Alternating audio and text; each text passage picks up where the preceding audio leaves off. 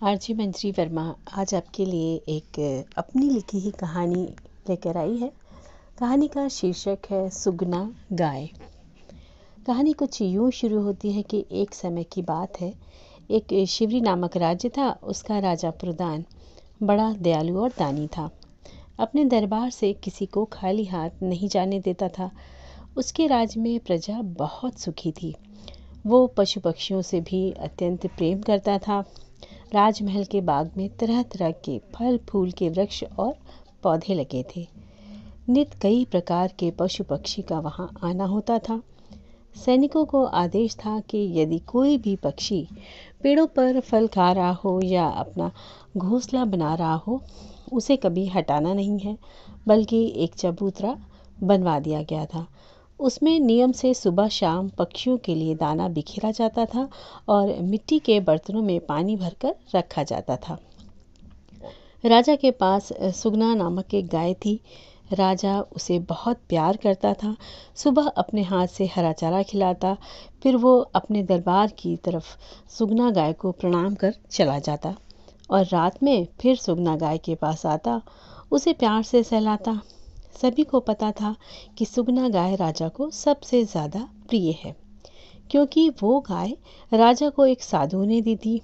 ये कहा था कि ये बड़ी ही शुभ है, चमत्कारी है। इसके दूध को पीने और लगाने से बड़ी से बड़ा रोग ठीक हो जाता है। जब भी किसी रोगी के लिए इससे प्रार्थना कर दूध मांगते हैं तो ये दे देती है। राजा की गौशाला में लंबी कतारें लगी रहती। लोग दूध के बदले अपनी तथा अनुसार अनाज या हरा चारा भूसा लेकर आते। इस तरह से सुगना गाय को चारे की कोई कमी नहीं रहती थी। साथ ही अन्य पशुओं को भी भोजन मिल जाया करता था। सुगना गाय के चमत्कार की बात दूर दूर के राज्यों तक फैल चुकी थी। सुगना की चौकीदारी में समय समय पर सिपाही तैनात रहते थे। पुरदान राजा के एक बेटा था। मनुदान काफी मन्नतों के बाद वो पैदा हुआ था। वो राजा की आंखों का तारा था। एक रात राजा के सिपाही की आंख लग गई और उसकी सुगना गाय को कोई चुरा ले गया। अगली सुबह दरबार जाने से पहले राजा सुगना गाय से मिलने जा ही रहा था कि सेनापति ने आकर सूचना दी, महाराज, कल रात सिपाही की आंख लग गई तो कोई सुगना को चुरा ले गया। हमने चारों दिशाओं में सैनिक दौड़ा दिए हैं। ये खबर सुनकर राजा भी परेशान हो उठा और वहीं सीढ़ियों पर बैठ गया। कुछ समझ में नहीं आ रहा था कि क्या करे।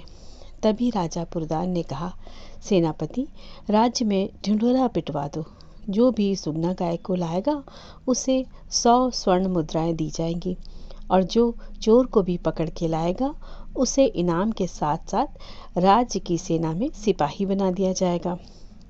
राजा के आदेश का तुरंत पालन हो गया। चारों तरफ लोगों में हाहाकार मच गया। लोग सुगना को खोजने लगे।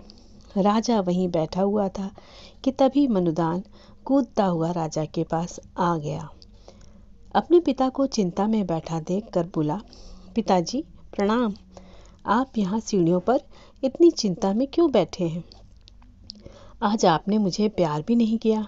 तब राजा ने कहा, पुत्र, हमारी सुगना गाय चोरी हो गई है। मनुदान ने कहा, पिताजी, मैं उसे ढूंढने जंगल जाऊंगा, आप चिंता नहीं करें। पुरदान ने कहा, बेटा, अभी तुम बहुत छोटे हो, जंगल कैसे जा सकते हो? हमने सिपाहियों को बोल दिया है, वे कल तक खोज लाएंगे। जाओ, तुम मंदिर वहीं जा रहे हो ना? मनुदान बोला, हाँ पिताजी, मैं दाई माँ के साथ मंदिर जा रहा था, लेकिन आज मैं नहीं जाऊंगा।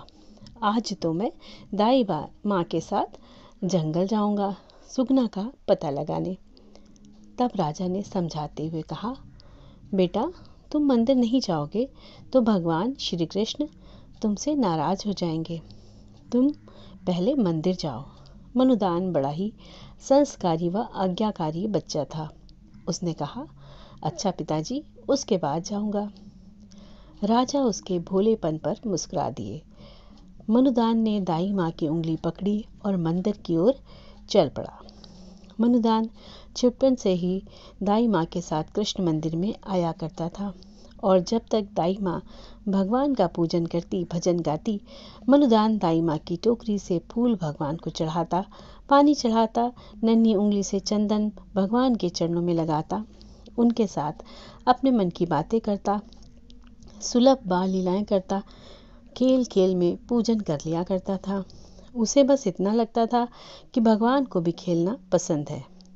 जब भी वो मंदिर जाता था, मंदिर की घंटियां अपने आप बजने लग जाती थी।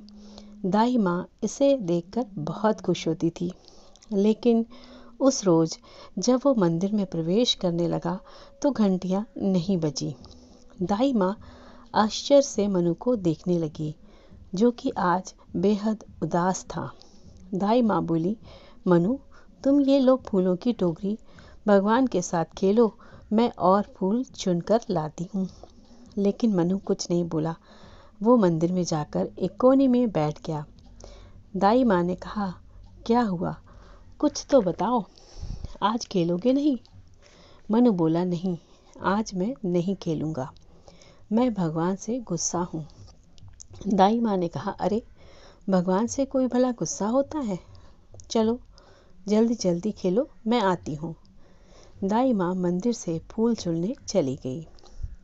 मनु उठा और कृष्ण भगवान की ओर देखकर बोला, मेरी सुगना गैया लौटा दो ना, आपको भी तो गौएं प्यारी हैं, क्या तुम इतना भी नहीं कर सकते भगवान?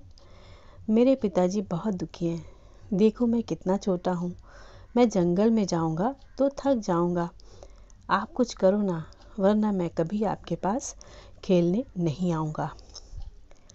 भगवान श्री कृष्ण मुस्कुरा उठे, बोले, मनु, मैं तुमसे प्रसन्न हुआ, तुम्हारा सुगना गाय के प्रति प्यार देखकर। तुम ये लो बांसुरी, कल सुबह इसे बजाना। मनु बोला, भगवान जी, इसको बजाऊंगा, लेकिन मेरी गाय कैसे खोजूंगा? भगवान बोले, तुम बजाना, फिर बताना आकर मुझे कि क्या हुआ।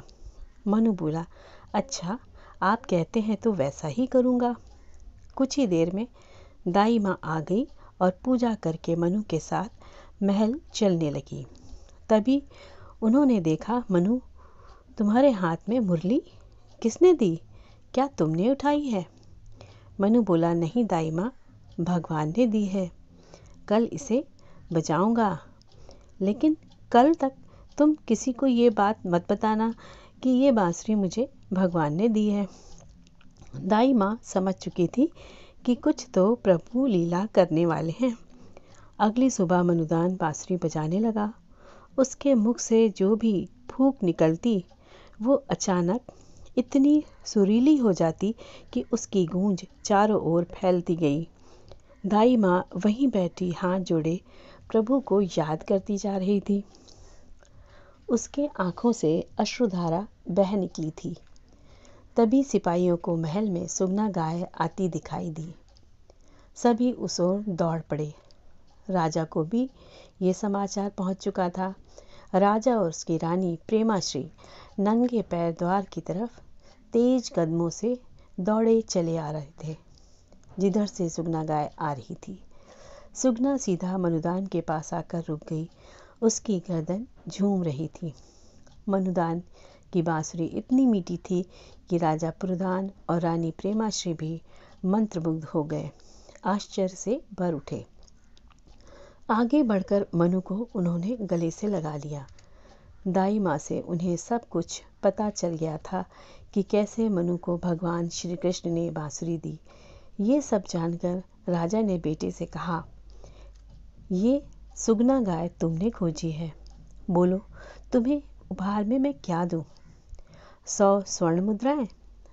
मनु बोला, पिताजी, मुझे कुछ नहीं चाहिए, आप इनको गरीबों में बांट दीजिए। राजा बोला, लेकिन मनु, कुछ तो उपहार तुम्हें लेना ही होगा। मनु कुछ सोचते हुए बोला, वो अस्तबल में जो सफ़ेद घोड़ा है वो मुझे चाहिए। राजा बोला, ठीक है, सेनापति, कल से मनुदान को सफ़ेद घोड़े की सवारी कराई जाए और घुड़सवारी की सारी बातें उसे सिखाई जाएं, बताई जाएं। मनुदान बोला, पिताजी, अब मुझे मंदिर जाना है, भगवान श्री कृष्ण को उनकी बांसुरी देने। राजा रानी बोले, चलो हम सभी साथ चलेंगे। जैसे ही मनुदान मंदिर की सीढ़ियों पर खुशी खुशी चढ़ने लगा, उसकी हंसी खुशी देखकर घंटियां अपने आप बज उठी। सभी ये दृश्य देखकर प्रसन्न हो उठे। भगवान श्री कृष्ण का पूजन हुआ। फिर मनु ने बांसुरी आगे बढ़ाते हुए कहा, अब आप इसे ले लीजिए। तभी मूर्ति से भगवान प्रकट हुए और बोले, इसे तुम रख लो, मेरे पास तो है, मैंने तुम्हें दूसरी बांसुरी दी थी। मनु खुशी से उछल पड़ा। सभी भगवान का आभार प्रकट करने लगे। भगवान ने राजा से कहा, राजन, अपने पुत्र को अच्छी शिक्षा और संस्कार देना, इसे ऋषि के पास गुरुकुल अध्ययन को भेजना। तुम्हारा कल्याण हो। मैं तुमसे और तुम्हारे पुत्र से बड़ा प्रसन्न हूँ। मैं आशीर्वाद देता हूँ कि तुम्हारे राज्य में कोई कष्ट में नहीं रहेगा। ऐसा कहकर भगवान वापस मूर्ति में समा गए। सभी ओर से भगवान की जय जयकार होने लगी और मनुदान बांसुरी बजाता मंदिर से उछलता कूदता निकल पड़ा। तो साथियों, आपको ये कहानी कैसी लगी मुझे अपने कमेंट्स के द्वारा अवश्य बताइएगा। तब तक के लिए नमस्कार।